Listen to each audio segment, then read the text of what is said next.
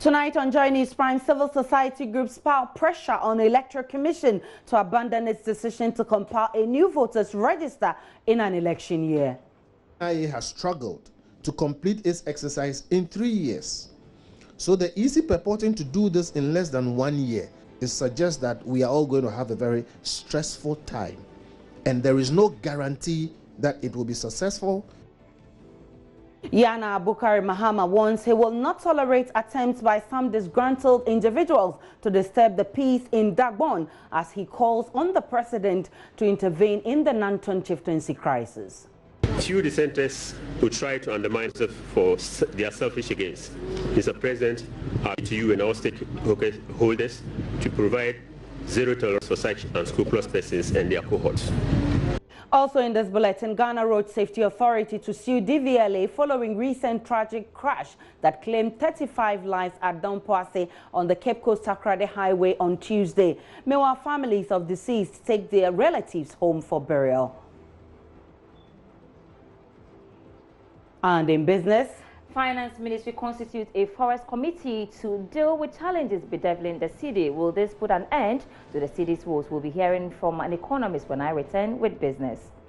Exchange volatility remains a major concern for government as it impacts real output growth and also increases price inflation. As has empirically been established, the seasonal fall in the value of the cedi can be explained by external headwinds and cyclical domestic demand for forex by corporates and individuals for trade settlements in recent times. And Criminal Investigations Department of the Police Service comes under pressure to find killers of investigative journalist Ahmed Swale, who was killed exactly 1 year ago. We've talked, we've mentioned, we've called on people, they're not doing anything. We need to see action. My name is Aisha Ibrahim. Joy News Prime comes to you live from our studios in Kokomlemle in Accra with digital address GA0992539. We're also on GoTV channel 144 and DSTV channel 421. Please stay with us.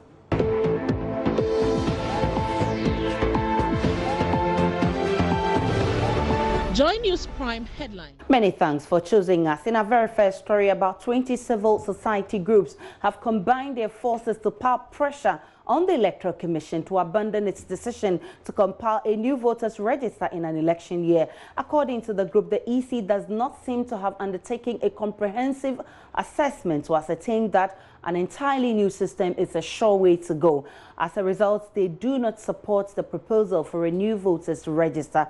The groups, which include Ghana Anti-Corruption Coalition, Center for Democratic Development CDD, Ghana Integrity Initiative and Send Ghana, among others, question the timing of the EC's planned action. Listen to Vice President of Imani Africa, Mr. Kofi Bento, speaking on behalf of the group. The EC should open up the electoral register for voters to verify their names. Update the existing software in ways to make it more efficient. Remove names of persons suspected dead or who do not verify their names.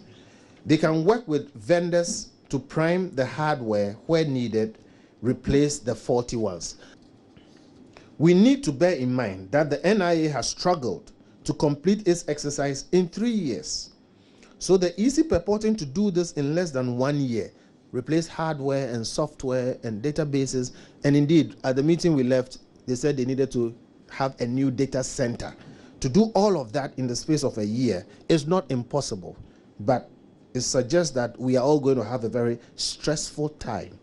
And there is no guarantee that it will be successful, but there is a guarantee that it's going to cost us a lot of money. Let the NIA do that work. The NIA can then send the EC the subset of information it needs for the purpose of the next election.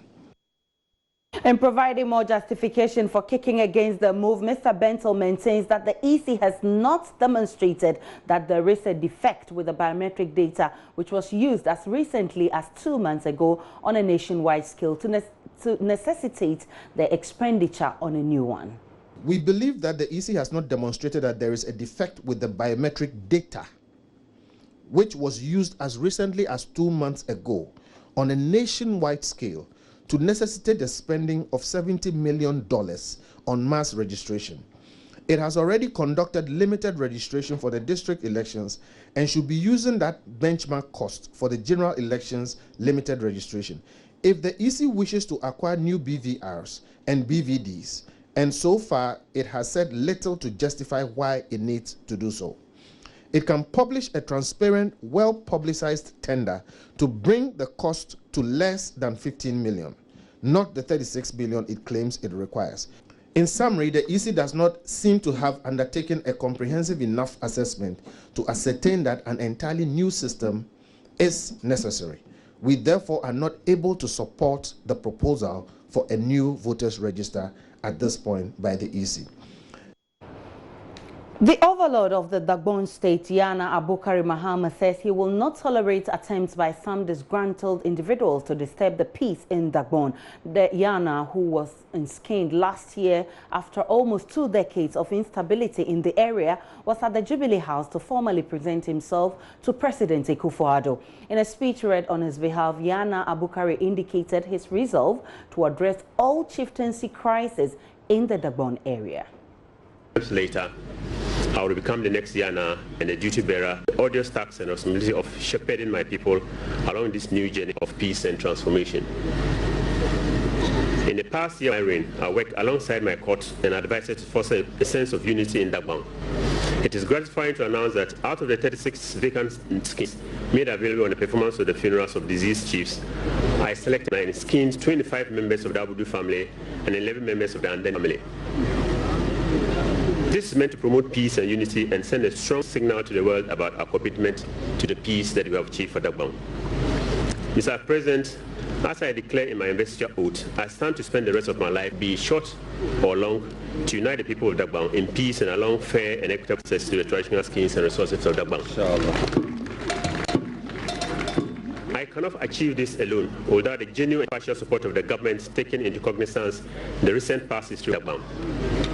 Certainly, when you attempt to embark on a new direction of sustainable peace, few dissenters who try to undermine for their selfish gains. Mr. President, I appeal to you and all stakeholders to provide zero tolerance for such unscrupulous persons and their cohorts.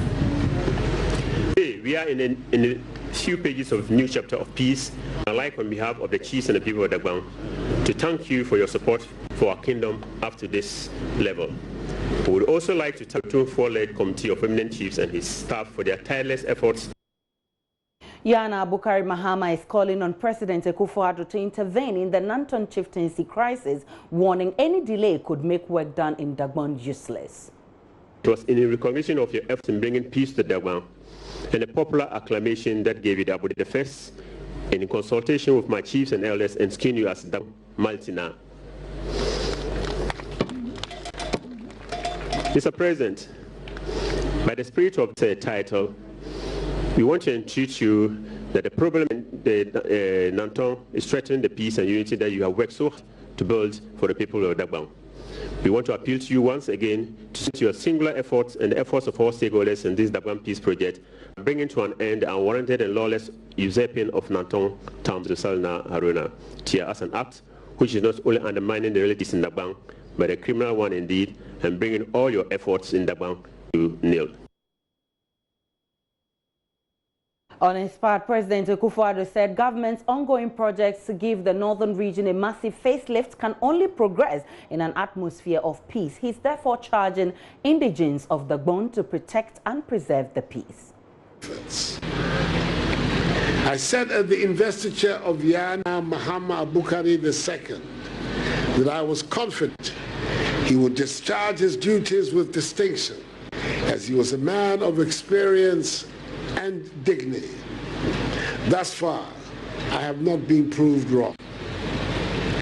With government determined to exploit and add value to the iron ore deposits at Shani, to finish the second phase of the Tamale Airport project, to construct the Tamale interchange, the first of its kind in the northern sector of the country, to see to the imminent completion of the Tamale Teaching Hospital, to upgrade the Yendi Government Hospital to a befitting status, to promote the sustainable development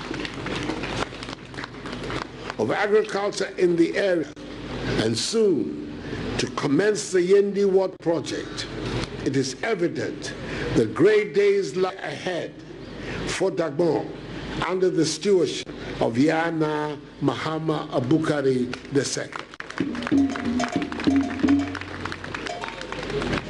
The fruits of these developments can only be appreciated by the people of Dagbon if the peace being enjoyed there is nurtured and maintained, and if chieftains' disputes are not allowed to become a part of the fabric of the great state of Dagbon, nor any part of our country. Development can never take place in an atmosphere of confusion and chaos. The president also pledged to deal with the chieftaincy dispute in Nanton. It gives me the opportunity to reaffirm the commitment I made to you, Yana, that so long as I remain President of the Republic, I will do everything in my power to assist you to administer Dagbon in an atmosphere of peace, serenity, and tranquility. You deserve the support of all well-meaning Dagbans, and indeed of all Ghanaians, for your efforts to rebuild this ancient kingdom.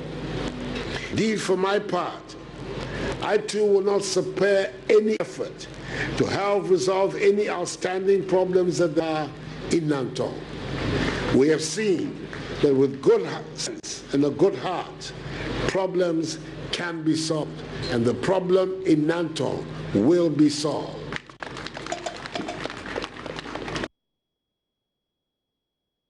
An Accra High Court is expected to rule on a bail application by lawyers of ACP Benjamin Agodjo on January 21.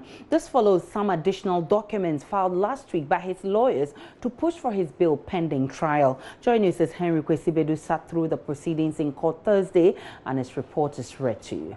The senior police officer has been in police custody after 2 bail applications by his lawyers were denied in November 2019 by an Accra High Court. He is accused of involvement in a plan to topple the government. Lawyers of ACP Agodjo, led by Martin Kpebu, filed indentures of proposed sureties, adding the senior police officer is not a flight risk. Mr. Kpebu says the top police officer is eager to see the commencement of trial to clear his name of all the charges leveled against him. Senior State Attorney Hilda Craig argued that ACP Agodjo could use his position to interfere with investigations if he is released on bail. She added that witnesses from the Bureau of National Investigations, National Security and the Police Service who will testify against him could be compromised once the senior police officer is on bail. In a swift reply, Mr. Kpebu told the court that failure to grant ACP Agodjo bail constitutes a serious violation of his human rights.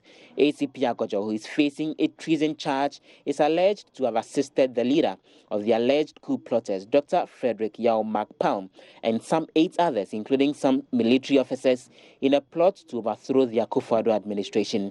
The court, presided over by His Lordship Justice Eko Baden, will next week rule on the said case.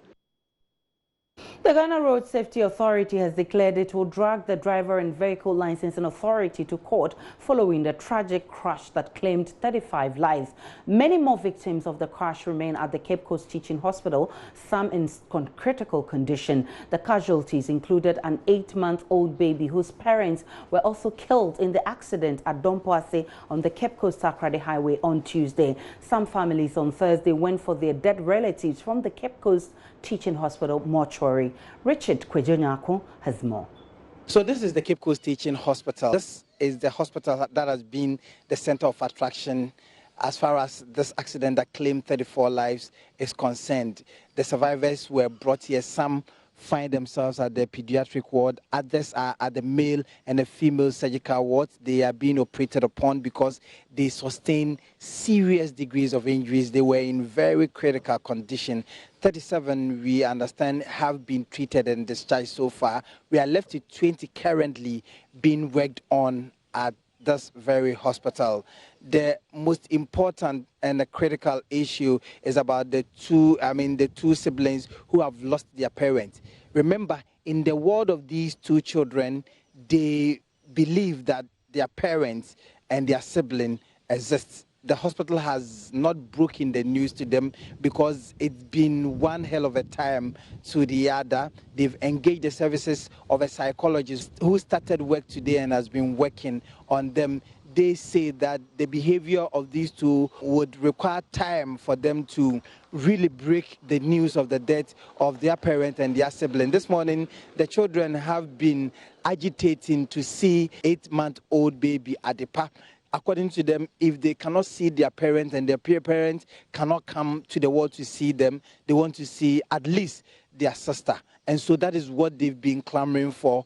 The hospital has taken a decision not to bill any of these surviving passengers who were involved in the accident. They are working on with the authorities to absorb the cost in this accident. Behind me is the mortuary of the Cape Coast Teaching Hospital. The dead were brought here, 34 of them, including 3 children. Family members or relatives of these people have been pouring in and they have come to identify them. So far, we've been told that 5 of them are yet to be identified. And so all of them have been identified with the exception of 5 of them. They are still waiting for family relations to identify them so that they can pick the bodies and then send to their various destinations. We also understand that 16 of their bodies have been picked by their families and they have traveled to their various destinations with them. From the Cape Coast Teaching Hospital, my name is Richard Kwejonya Akon for Joy News. And still to come in this bulletin, Criminal Investigations Department of the Police Service comes under pressure to find killers of investigative journalist Ahmed Swale, who was killed exactly 1 year ago. We've talked, we've mentioned, we've called on people, they're not doing anything. We need to see action. We have more after this break.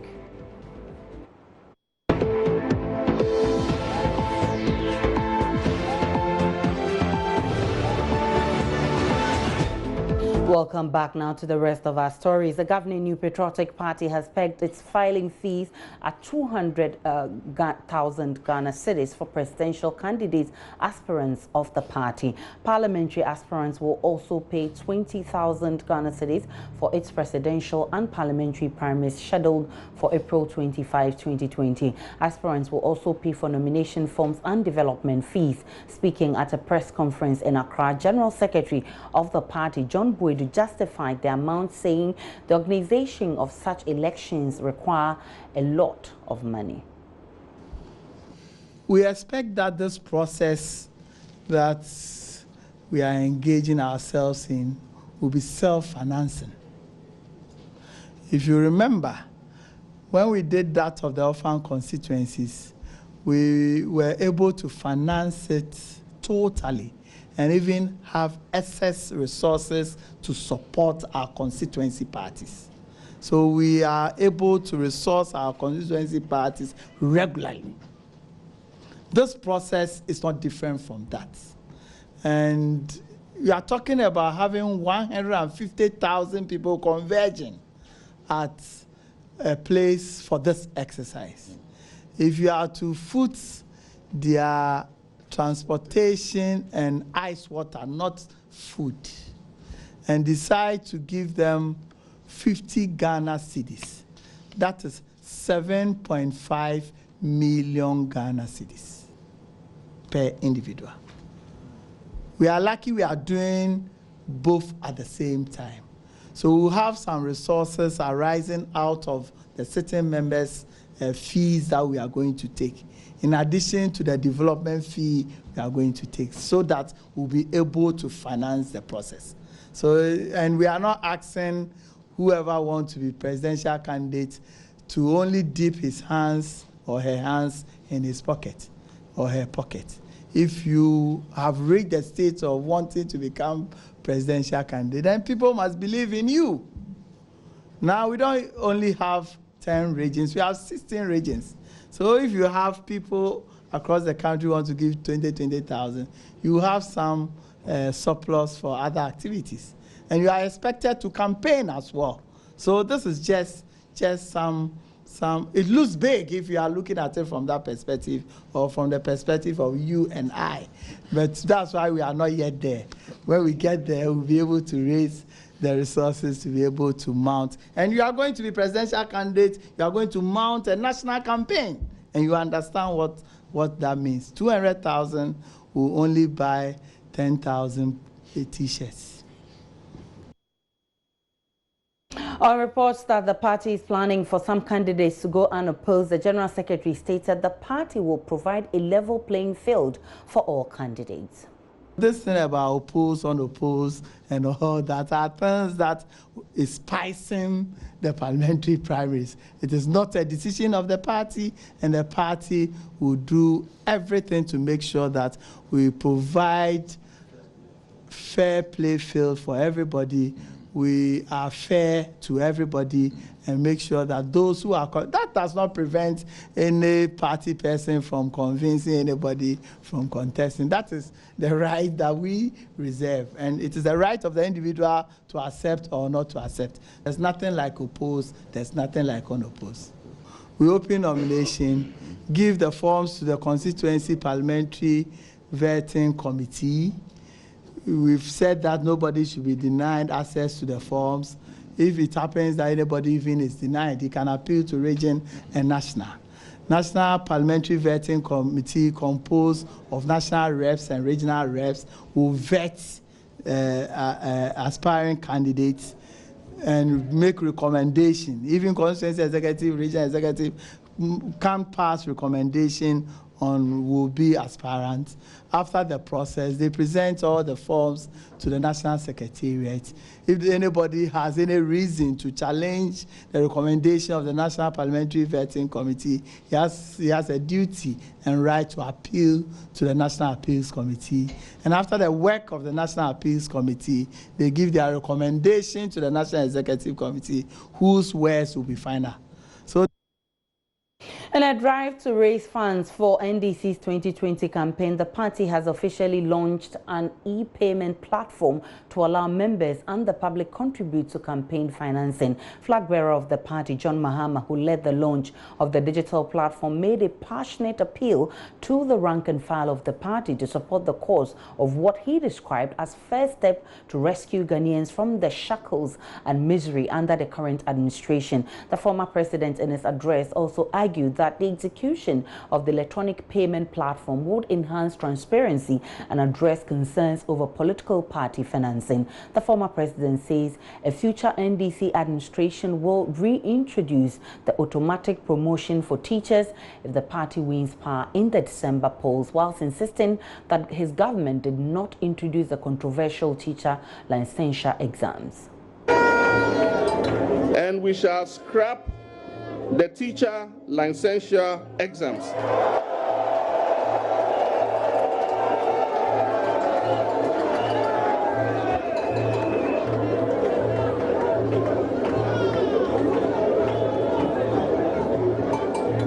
Since I made this announcement, I have heard members of the current administration say that licensure exams were introduced by us. To be clear, when the issue of licensing teachers came up, we did not seek and never sought to use exams as the mode of licensing teachers.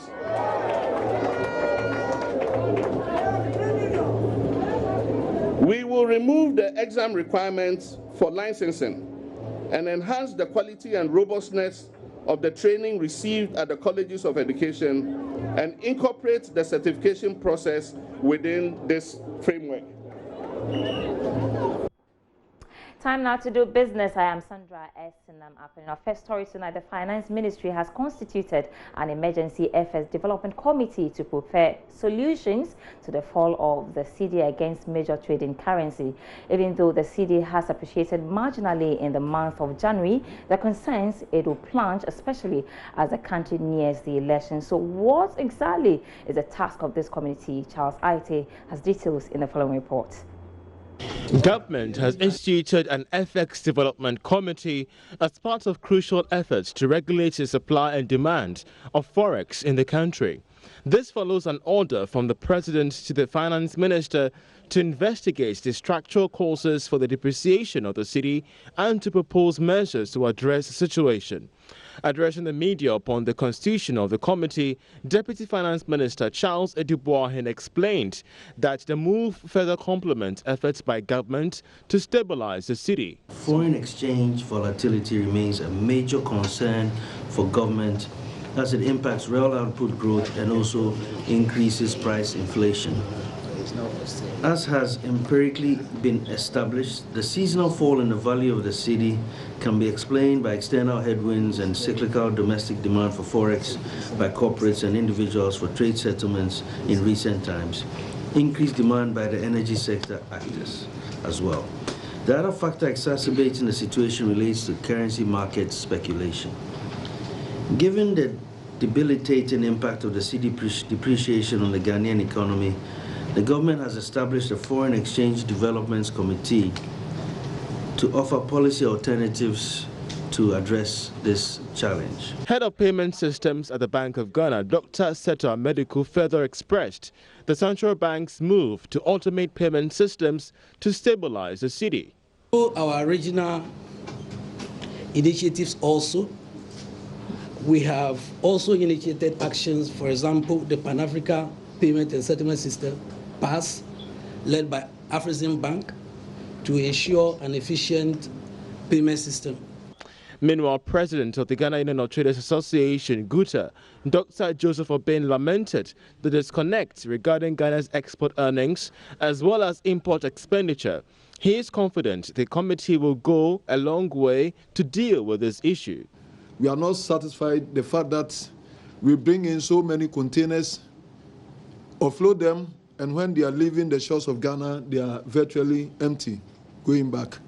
We want to find a solution to fill them by also exporting. Highlighting the importance of the agric sector in stabilizing the currency, the Agric Minister, Dr. Efria Kotose, expressed moves to double the production of major cash crops in the country, as well as boost rice and poultry production, which constitutes close to $2 billion on a yearly basis.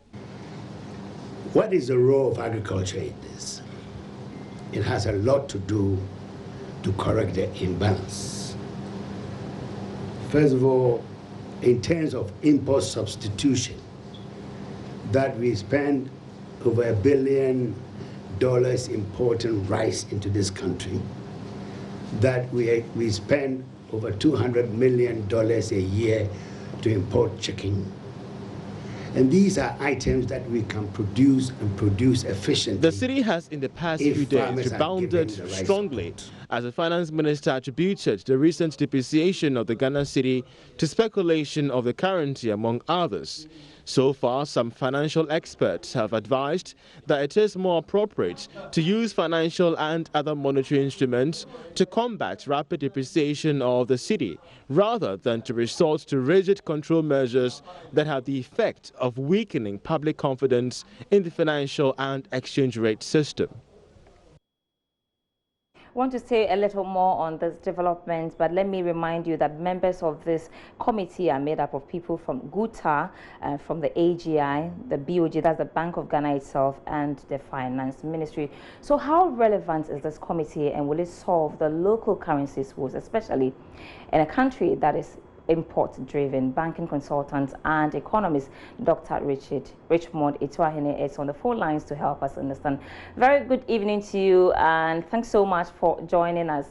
I see it as a very interesting development in the sense that when it comes to FS issues, the BOG has the sole responsibility in dealing with that, and they have a treasury actually in place to deal with that. And also, what we've done over the time, it has to do with the forward FX sales, for instance, by the BOG is supposed to bring some sort of solution to the cedi's problem. Clearly, we've not seen much done in the area of trying to stabilize the cedi. Is it an admission on the part of BOG that they have failed in solving the cedi's woes? Thank you very much. I think the issue is not so much of BOG. There is a structural defect in our economy. BOG's role is just to administer what we have. Whatever we sell and whatever we get, they try to deal with it. Unfortunately, the whole economy needs structural changes, serious structural economic changes and diversification. I overheard the minister saying that agric sector. I mean, agric contributed to the GDP in 2008, 25%. As I speak to you, it has declined to about 18.3%. Consistently, agric has been deteriorating. And don't forget, cocoa is a major contributor of this foreign exchange business. Unfortunately, this year, cocoa is not going to give us very much. For the last 2 years, the oil has contributed far more than cocoa and even close to gold. What we should do, which as a whole, national discourse, the country should sit down and decide that how do we diversify the economy? This is an agrarian monoculture country, depending on cocoa. Our competitors in Ivory Coast doesn't depend on cocoa alone. They are second producer of coffee. Yes, and banana, they are there. Pineapple, currently pineapple, they are the major exporter of pineapple to the EU. Unfortunately, we have all decided to focus on cocoa. And even cocoa, we haven't done very much. You need to start uprooting the old age cocoa trees and plant with the new hybrid. Unfortunately, it is going to be very difficult for anybody to control the depreciation of the cedi from a committee point. It is a supply and demand issue. Supply and demand, especially, we have been very fortunate that the trade surpluses over that, which is the import and export, has been in our favor 2 years. But even that one, it is the oil and gold that has helped us to do that. Instead of we focusing on agric competitively, to develop and diversify the agric, like other countries, like I always refer to Kenya. Kenya, once upon a time, was tea and coffee. This currently, they export flowers to Covent Garden. Every day, a plane leaves Kenya Airport. So what I get from you, it's more of a policy issue and somebody being bold to say that this is what I want to do. I mean, we keep on talking about, it's not a question of who is controlling. You cannot control what you don't have. In Latin, we call nemodat non habet. No one control what he doesn't have. Unfortunately, the demand is there, but you see the supply is limited, and therefore the price will find its level. Quickly before you go, do you think that this committee is misplaced? With all that you've said, we know that it has to do with import. We import heavily in Ghana. We know the solutions as well because we've been talking about it for some time now. We still import heavily, yet we've set up a committee to deal with cedi's depreciation. Is it misplaced? And how do we deal with it once and for all? I don't know the rationale for what it was set up. I've read it. But for me, it's a short-termist approach. I'm talking about a long-term approach to have a cedi stabilized over a period of time, not just the end of the year. We want it to stabilize. What next if we even keep it 5.8? What happened after 2021? So we should all have a national discourse to say that this country must diversify structural changes in the way we do agric and be more focused on agric, like rice. Before I end, let me tell you about rice. Everybody is talking about rice. Rice this year would cost us more than the cocoa proceeds that we got from the syndication. All right. How would you do that? Buy rice more than your cocoa proceeds. We need to be up and coming and be doing things that will help us in the long term rather than maybe short term. So I don't know how it was set up. But for me, it's supply and demand. Let us begin to think long-term strategy to address this short-termist approach. All right. Grateful for your time. Unfortunately, we have to leave it here. Dr. Richmond Ituahene is a banking consultant. My name is Sandra Esinamapeno. I'm back after 8 p.m. with more business news.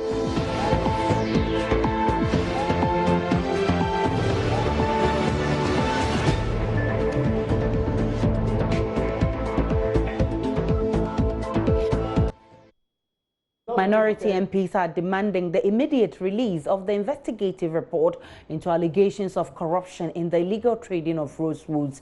An investigative committee led by Deputy Lands and Natural Resources Minister Benito Owusu-Bio was set up by the minister last year following claims in a report by US-based Environmental Intelligence Agency that senior Forestry Commission officials and some officials of the governing party were allegedly flouting a ban on rosewood harvesting. The committee submitted the report to the minister last month, but the minister says he is still studying it. NDC Member of Parliament for Bosa South, Dr. Clement Apak, says there is no justification for not making the report public. Well, I find it very strange.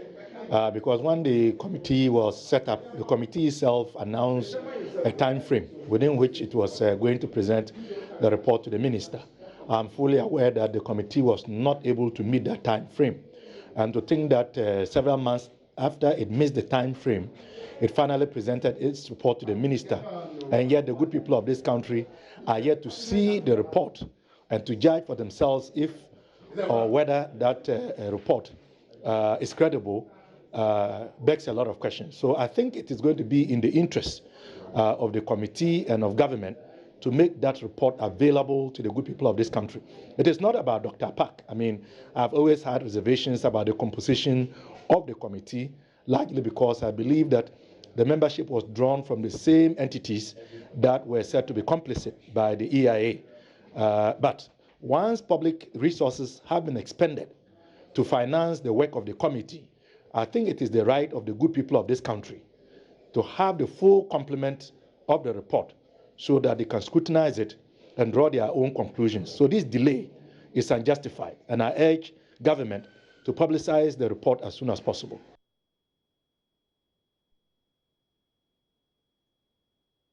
The Medina MTTD says it's recording more pedestrian knockdowns along the highway to Adentown because many pedestrians are still refusing to use the newly built footbridges. Officials say the situation is even worse at night because there are no lights on the footbridges. Government spent almost 30 million cedis on the structures after protests were mounted over frequent pedestrian knockdowns on that stretch. But as Joy News' PSA Nanaya Osafo reports, very little seem to have been changed.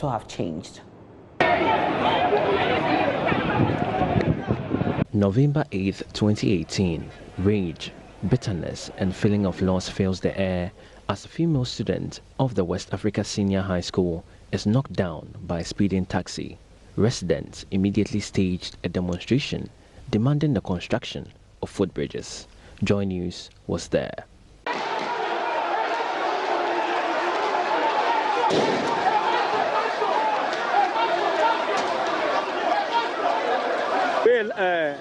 Then the rubber bullet. This is the same spot that saw massive protest on the loss of human lives about 2 years ago. And even though now about 6 footbridges have been constructed here at the Medina-Adenta Highway, we are told the problem still persists. Superintendent Paul Wesley Barr is the MTTD Divisional Commander for Medina. After the completion of the footbridges, the recalcitrant ones are saying they will not use the footbridge. They have been dead.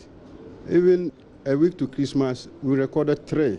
Scores of pedestrians wait patiently behind a traffic officer who wags his torch, signaling cars to move. He is indifferent to the masses behind him as he believes they have a footbridge to cater for them. But for the pedestrians, the situation goes beyond disrespect for the law. They tell me they do not want to use the footbridge after dark. The street lights have not been functioning for 4 months. The overpass, there is no any street light, there is no any reflective light that is showing on it. And the pickpocket, those who are picking us, the armed robbers and things, they are all there, they are all passing there. You see, as you can see, people are standing there. Whilst they are not going, they are not moving, they are just standing on it. They are not going. So if you are passing there and it's night like this, someone can just pick you and no one will know that, oh, this is what is going on. But if the light, like the light was working there, that one there, oh, you can say that, oh, it's because of the lights. But the light is not working. So you cannot pass there at night like this because it has been happening always. the old women and things, they can come here, they'll come and call the Okada boys, this is what is going on, someone just pick me. By the time you go there, the person has passed somewhere, you don't know where the person passed, you see. So we are begging so that they'll come and put this in the lights, they'll come and fix the lights so that everything can go on well. That one, the Passover is good, we all beg for it so that they should bring it. So since the Passover has come there, we have to pass through, but the light is not working. Hence, footbridge in the baby, I want to send case be on Quao for Nebia. Obi crabbe to make us watch second project in the BBF because horns to darkness were by house so they open. Nipper 100 dollars to send case will be you be club, who crab. We are from forward, you go just say they are from forward. This is too dark. So they have to put some light over there, then it will save the people. For others, it remains simply a matter of the nearest shortcut. Oh, never be antia. Say the idea sent a free now. Police for no quadia near Befa. A bobby 18 room quadia, neating faha. Now, Mammy also say how for a cat to me, Bob. A bet me. A rather one a DHM. Superintendent Paul Wesley Barr admits the lack of street lights poses a threat to road safety too. Our biggest challenge is the street lights. In the night, the pedestrians find it very difficult to use the footbridges because the place is so dark. Prior to the construction of the footbridges, the street lights were working. During the construction, they have to relocate some of the poles and listen. Upon completion, they have not been brought back. All street lights from Medina Firestone to the Ritz Junction, numbering about 15, are elegantly mounted, yet non-functional. It's only 8 p.m. here at Medina, yet the footbridge, constructed with close to 13 million Ghana cedis, is lonely, dark and abandoned. For a city that clamors with lots of citizens, with scores across the streets still struggling to cross, there remains much to be done. PSA Nana Alsafo's report for Joy News.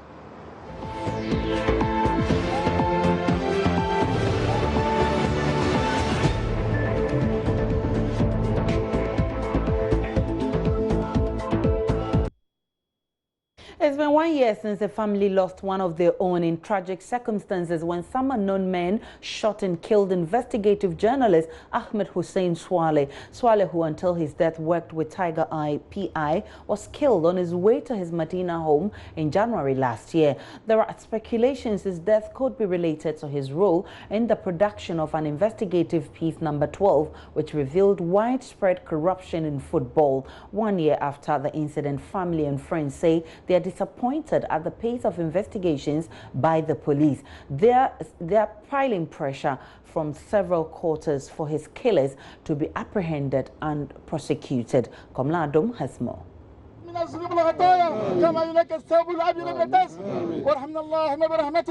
A family laying to rest one of their own, shot and killed under bizarre circumstances 1 year ago. We are praying to Almighty to expose those people behind the killers and those who assigned them to do that. Their hope to have the killers apprehended a year on appears to be waning. The public outrage and condemnation for his gruesome killing has yet to achieve any results. At least, that is how the family feels.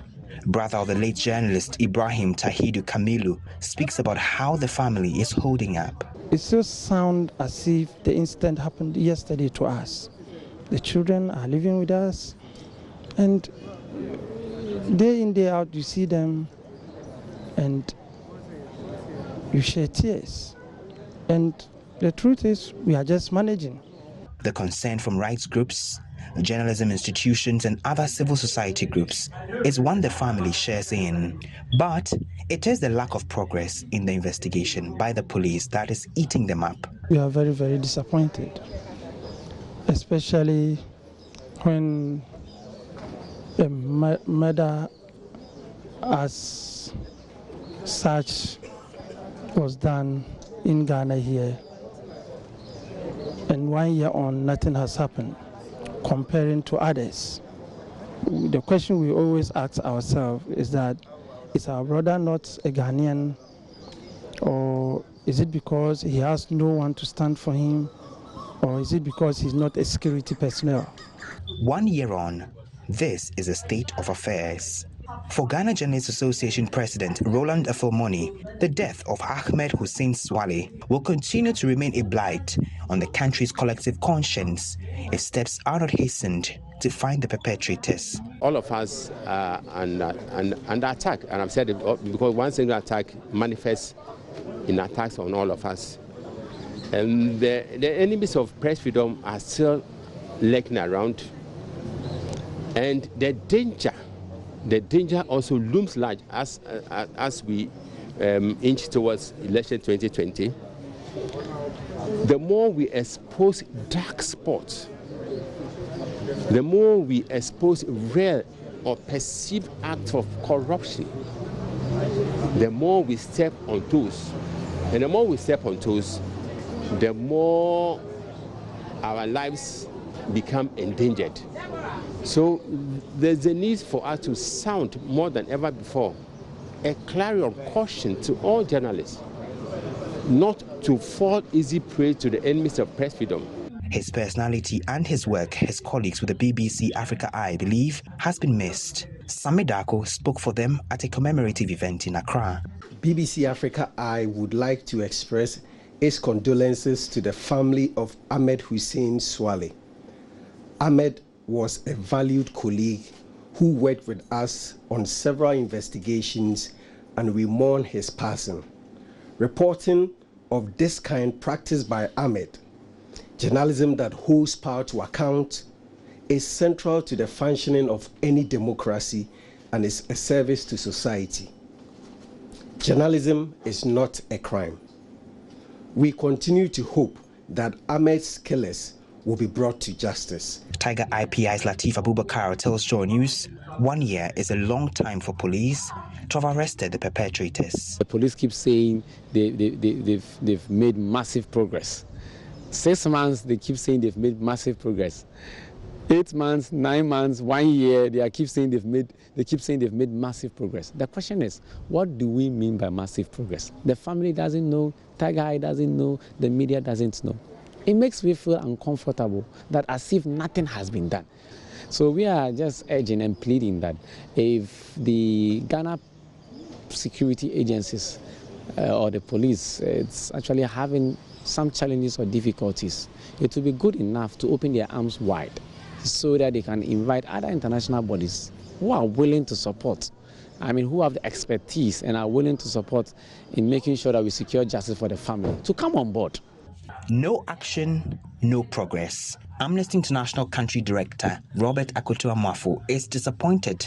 Not much has been achieved since January last year. We need to see their commitment in ensuring that the issues are investigated and people who are found culpable are brought to book. We've talked, we've mentioned, we've called on people, they're not doing anything. We need to see action.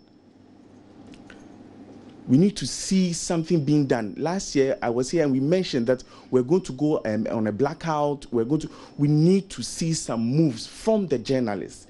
We need unity amongst the journalists to take action. In all this, the police has been at the receiving end of a lot of flack for the seeming lack of action. At a commemorative event, Public Relations Officer of the Police CID, DSP Julian Obeng, dismissed the claims the service has abandoned the case. The CID or the Ghana Police Service has not rested in its efforts to get perpetrators to face the full rigors of the law. The police service says that it has not closed the docket on this case, and the docket is also not gathering dust wherever it is.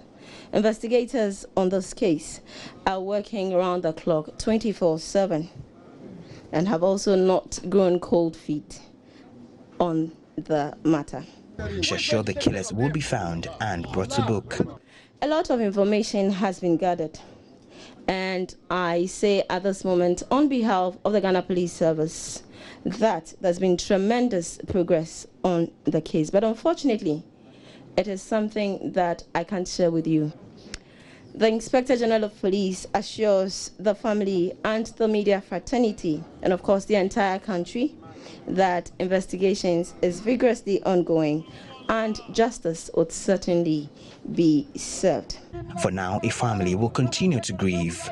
the media fraternity will continue to brood over the loss of one of their own, with the expectation that someday, somehow, justice would be served.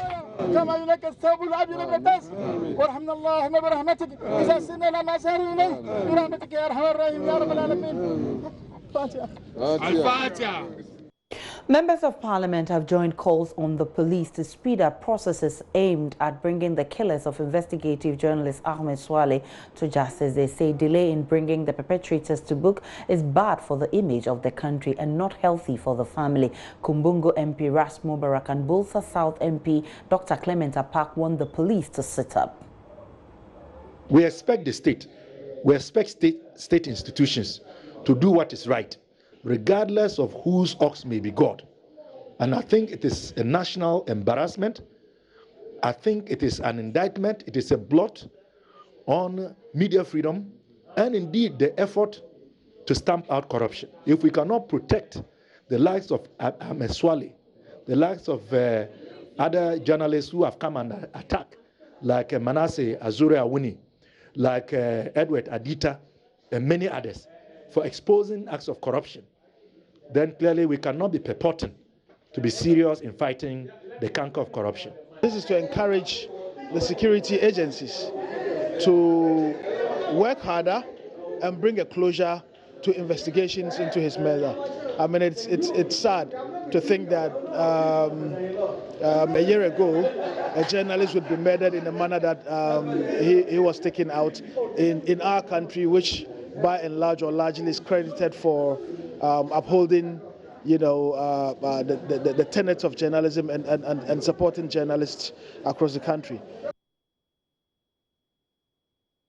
Over 11,000 beneficiaries of the Nation Builders Corps NABCO have now transitioned from the scheme to entrepreneurship and other employment pathways. This is according to Chief Executive Officer Dr. Anyas Ibrahim, who attributes this to the fact that NABCO has successfully enhanced the employable profiles of beneficiaries. He was speaking to journalists at Bolgatanga in the Upper East region when the NABCO Skills and Talent Academy Regional Roadshow was touring.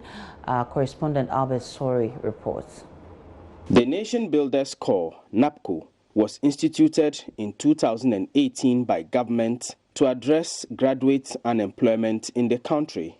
100,000 youth were enrolled into 7 modules under the scheme.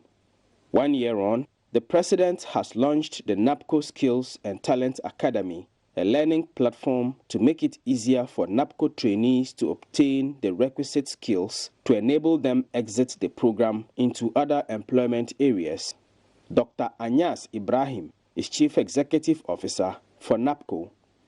So we have been in 11 regions. In fact, Upper East region is the 12th region to visit on the NABCO Skills and Talent Academy. And we call it the regional road shows because we're speaking to bigger audiences. As you can see, over 1,000 people are here today listening to us.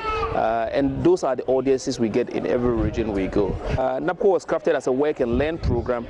The first year we dealt comprehensively with the work placement bit. And you see that all these people are in organizations to gain on-the-job training, work requisite skills, work readiness skills, and now is the time to drill down to the learning bit.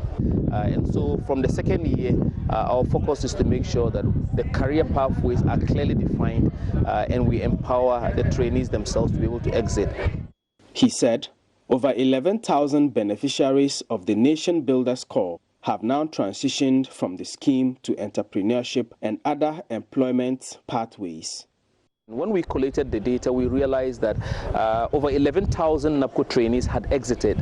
Now, by the end of the first quarter of this year, we'll do another, round of evaluation of the program. That will be halfway through the program to see how many people have actually transitioned from this particular initiative, which was meant to lead or enhance their employability profile. How many of them have actually found those retention pathways or those entrepreneurship pathways, or have moved on to pursue career-focused learning?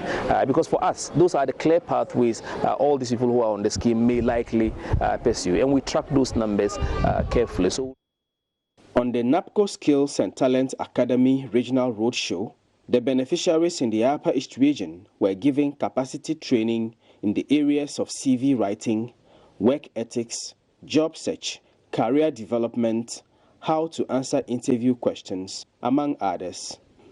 Addressing the youth, Upper East Regional Minister Tangoba Abayage said NAPCO had come to rescue thousands of Ghanaian graduates, many of whom hitherto would have been unemployed for a long time. A total of 100,000 Ghanaians were given the opportunity to contribute to nation building and earn a living. The Upper East region was not left out, as we currently have some 3,805 youths working in various fields. I should be quick to point out that recruitment and deployment are not the only objectives of NAPCO. There is an underlying imperative to give recruits emerging industry skills and knowledge to broaden their horizon. For Joy News, Albert Sori, reporting from Bolgatanga.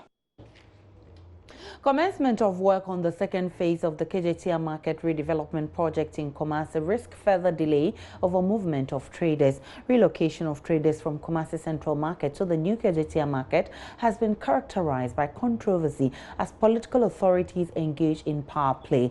Ashanti Regional Minister Simon Osei Mensah and Kumasi City Mayor Osei Sibe Entry are said to be at the center of the confusion amid concerns about mountain project cost. Nana Ojima has been following developments on the project, whose first phase was initiated and executed under the NDC regime. Here's his report. Part of the Kumasi Central Market site for the second phase of the project has been cordoned off, awaiting demolition by contractors. Traders at the popular one-story section at the market have already packed out to the modern market complex at KJTR. Here is Emmanuel Danso, who is in charge of community affairs for British construction firm Contractor, speaking on Hello FM. April bosomina ebe na chesa fia sika British abande maeno na chesa sika no ehun adwuma nyina. Coming April will mark exactly 1 year since the loan was contracted. Further delay can cause the loan to be reversed. We have all the materials ready for use. Everybody who will be relocated have been allocated shops. Now, na location. Omo in room ho no mo betenase. Omo ntra ho yema omo allocation. Omo relocate. Those who don't have will not be affected. Whatever we do, the Kumasi Metropolitan Assembly is informed and they approve. Asuti emaya kwenya efa security no de mejidi sem nanu ka regional minister ni recycling na eba. Traders are trooping to the new market either for shop allocation or preparation of shelves for business.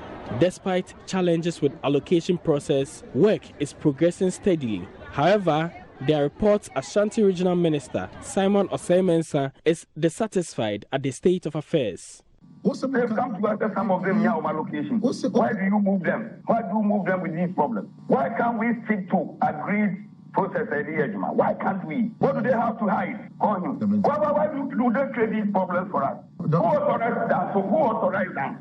Is it the contractor himself that takes these decisions? So why is the contractor on air saying those things? Why do they want to say, yes,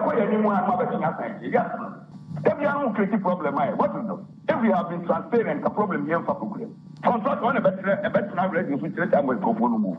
Is it the contractor's job? Let them do their work. The regional minister's stance is said to run contrary to the position of the Kumasi mayor, Osei SB Entry, though none of them will admit this in public. Mr. Osei Mensah's comment has prompted the construction company to cease work as interest on the loan facility for the project continue to accrue. Traders who have already moved into the newly built KJTR market anticipate their counterparts at the central market to join them to make the place vibrant, but no, less than 30% of shops in the market is occupied. News of commencement of the second phase had been well received with a joint sword cutting by Otumfuo Osei Tutu II and President Nana Addo Dankwa Akufo-Addo. Hopes are, however, waning due to unnecessary delay and anxiety. 2/3 of the new market, still unoccupied, leaves business very slow for the few traders who contemplate returning to the pavements. Nana Prempeh is leading member of Kumasi Youth Association, a pressure group which has shown interest in developments on the market project. There isn't that political will. Yeah, there isn't that political will for the city authorities and for that matter, the party in power to start the second phase of the Kumasi Central Market project, because we see from the tonnage of the regional minister, because how can you as a regional minister accuse your fellow party man, your mayor, that there's no transparency in the process of relocating the traders to KJTR? We are not going to take it light from the comments of the regional minister. We are going to push the regional minister by another forum to ask why he was saying the process is not transparent. Nana Ojima reporting. 41 students of Accra Academy affected by Wednesday evening fire at one of the dormitories in the school have been relocated. The students will be sleeping in another dormitory on campus after the inferno destroyed their mattresses, beds, school uniforms and other personal effects. Headmaster of the school, Reverend William Foley-Gar, is urging parents not to panic as school authorities have the situation under control. Maxwell Agbagba was on the campus and now reports.